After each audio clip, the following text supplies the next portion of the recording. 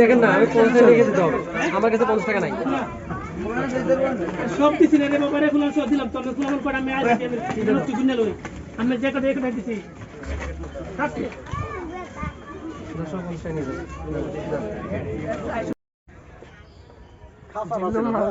খাওয়া ছাড়া রেখেছি।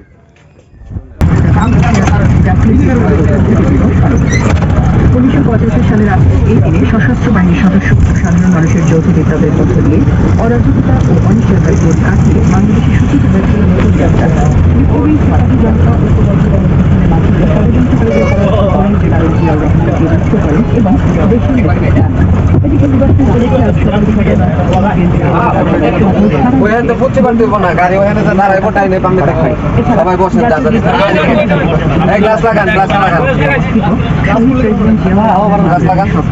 কেন্দ্রীয় নেতাকর্মী অঙ্গ ও সহযোগী সংগঠনের সদস্য এবং সাধারণ মানুষ শ্রদ্ধা জানাতে ভিড় জমায়।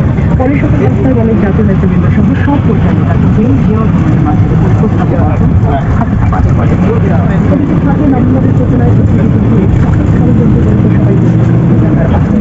বিএনপি মহাসচিব মির্জা ফখরুল ইসলাম আলমগীর আজ সকালে রাজধানীর জিয়া উদ্যানে জাতীয় বিপ্লব সংহতি দিবস উপলক্ষে বিএনপির প্রতিষ্ঠাতা জিয়াউর রহমানের সমাধিতে ফুল দিয়ে শ্রদ্ধা নিবেদন শেষে তিনি এই আহ্বান জানান। এ সময় সাথী তাৎপর্য তুলে ধরার পাশাপাশি দেশ গঠনে জিয়াউর রহমানের অবদান স্মরণ করেন বিএনপি মহাসচিব। গণ অভ্যুত্থানের পরও গণতন্ত্রকে ধ্বংস করতে নানা চক্রান্ত চলছে উল্লেখ করে মির্জা ফখরুল ইসলাম আলমগীর বলেন, নির্বাচন বিরোধী সকল ষড়যন্ত্র রুখে দেওয়া হবে। ফেব্রুয়ারির প্রথম সপ্তাহে ত্রয়োদশ জাতীয় সংসদ নির্বাচন অনুষ্ঠিত হবে বলে আবারও জোর দিয়ে বলেছেন প্রধান উপদেষ্টা প্রেস সচিব শফিকুল আলম। আজ সকালে নেত্রকোনা সার্কিট হাউস মিলনায়তনে সাংবাদিকদের সঙ্গে মতবিনিময় সভায় তিনি